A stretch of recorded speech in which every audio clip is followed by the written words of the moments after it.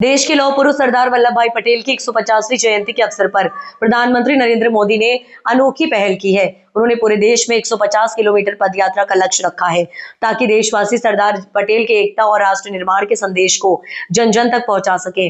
इसी तारतम्य में बहादुरपुर से लेकर लोनी ग्राम तक मार्च ऑफ यूनिट का आयोजन किया गया है। दरअसल आपको बता दें, इस राष्ट्रीय अभियान के तहत जिले में भी पदयात्रा का आयोजन किया गया, जिसमें जनप्रतिनिधियों से लेकर आम नागरिकों ने बढ़ चढ़कर हिस्सा लिया। इस अवसर पर सांसद ज्ञानेश्वर पाटिल ने जिलेवासियों को हार्दिक बधाई, शुभकामनाएं दी, प्रेषित की और कहा कि जिस तरह से सरदार वल्लभ भाई पटेल के ऐतिहासिक कार्यों को पिछली सरकारों ने दबा दिया था, अब हम उन्हें फिर से धरातल पर लाकर उनके योगदान को सच्चे अर्थों से सम्मानित करेंगे। सरदार पटेल की जयंती पर देश भर में एकता, अखंडता और राष्ट्र निर्माण के उनके संकल्प को याद करते हुए ये पदयात्रा देश में नई ऊर्जा का संचार कर रही है।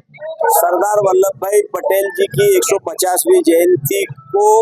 पूरे देश के अंदर देश के श्री प्रधानमंत्री माननीय मोदी जी ने धूमधाम के साथ मनाने का निर्णय किया है और जन जन तक सरदार वल्लभ भाई पटेल जी के विचारों को पहुंचाना इस यात्रा का उद्देश्य है। और देश भरे में सारे संसदीय क्षेत्र में 3-3 दिन एक गांव से दूसरे गांव 8-8, 10 किलोमीटर तक के पैदल सारे एकता के भाव के साथ चलकर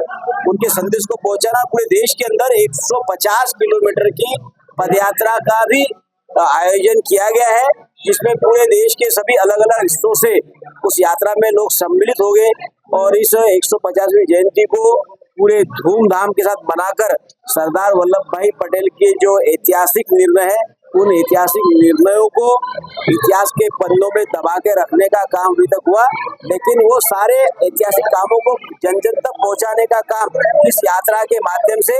सारे समाज जनों को एकता मार्च का नाम इसको दिया गया है। एकता के भाव के साथ सभी को लेकर चलने का काम किया।